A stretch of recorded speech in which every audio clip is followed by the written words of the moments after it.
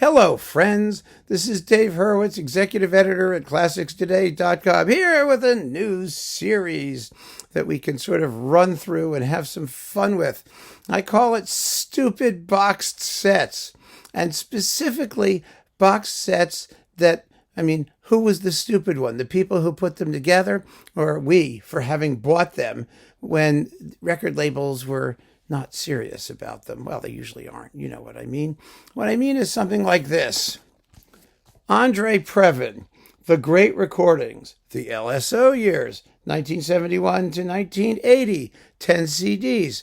Here it is, 10 CDs of André Previn. Yay, isn't it great? We got 10 CDs of André Previn in a box. Could you be more thrilled? And then, of course, EMI/Warner issues the André Previn box, the complete EMI recordings. So what do we do with this? What was the point?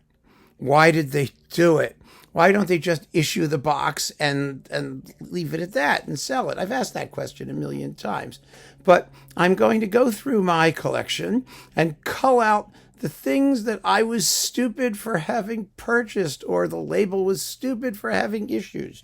Now, one of the things that really pisses me off about these things, especially the ones that say the great recordings, is that there are no criteria for determining what the great recordings are that I have been able to ascertain. They don't tell you, what their criteria were in assembling these things. They just stuff either bestsellers or the most popular works that if I conducted them, it would be, one of the great recordings because it's popular. If Dave does Carmina Burana. Yeah, well, it's going to be one of the great recordings, of course, because it's Carmina Burana and everybody buys Carmina Burana. It's ridiculous. It's ridiculous. So let's see what's in this, the great recordings. I think I've even talked about this before. I don't know, but it's making a comeback because of this new concept. Because I was going through, the overflow room, and I'm packing and moving always and sorting and getting all this stuff together. And I see all these boxes that have been superseded in only a few years. We're not talking about geological time here. You invest some money, you buy something, you expect it to have a lifetime, and then it gets immediately superseded by something else the label does. That, to me, is the very definition of a stupid box set. So what do we have here? CD1, the Tarangallela Symphony, definitely one of his great recordings. It's marvelous. Next, Debussy, Afternoon of Faun, Image, and Nocturnes. No! When did anyone ever think that Previn was great at Debussy? And these are like some of these early digital things. They sound awful. Rachmaninoff Symphony No. 2. That was quite popular. It wasn't as good as Timirkanov, but it was quite popular. Ravel's Bolero. No. No. Absolutely not.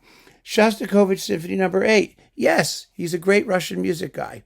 He really is. And Shostakovich 8th with the LSO, the first one, is a marvelous recording.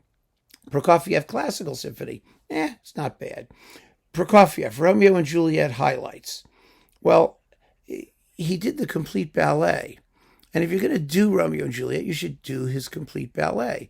I think that performance was considered one of the great ones because there were no choices when it came out. There was Romeo and Juliet, he did it, and then Mazel did it in Cleveland, which is rather better. And then a whole slew of people started doing them, and there were better ones out there. So is this one of his great recordings? I don't know. I don't know. It's good. It's okay. But I'd rather have the complete ballet. Tchaikovsky, Swan Lake, Sleeping Beauty, Nutcracker highlights. Come on. There's just no way that anybody thinks that's one of anybody's great recordings, with the exception of the Rostropovich Berlin Philharmonic Tchaikovsky Ballet Suites, which is one of the great recordings because it's one of the great recordings of that music. This is not. It's okay. It's all right. It's okay. Walton, Belshazzar's Feast, Elgar Enigma Variations, Vaughan Williams Fantasia on Greensleeves. No way. There's nothing wrong with this Belshazzar's Feast. There isn't, except he redid it with the Royal Phil, and it was better and sounded better.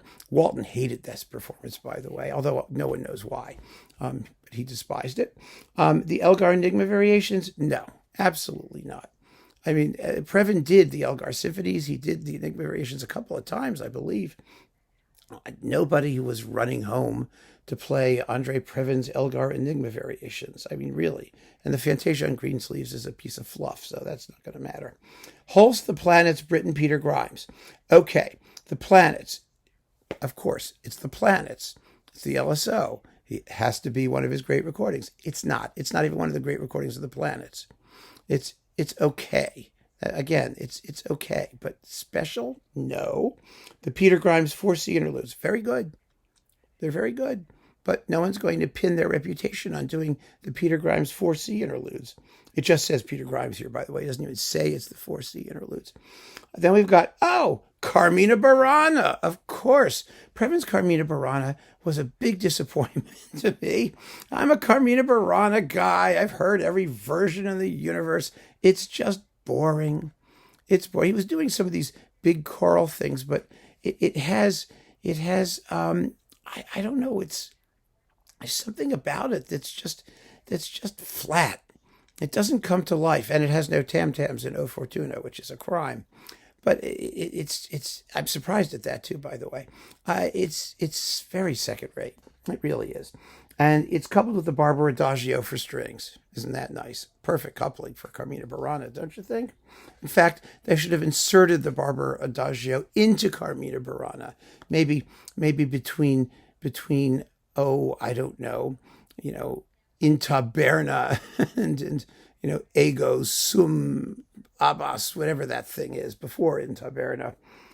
So you can go Vafna and then hear the Adagio for strings.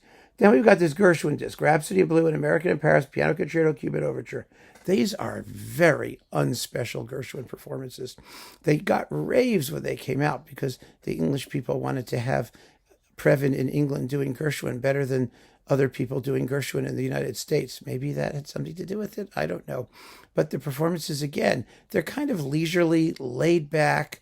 They lack verve and energy. The piano concerto, particularly, Previn was a wonderful jazz pianist, but a particular type of jazz pianist, not really the Gershwin type. I think he was just too laid back. It was all just lacking in pizzazz, that sort of showmanship quality. And Previn was a magnificent musician, don't get me wrong.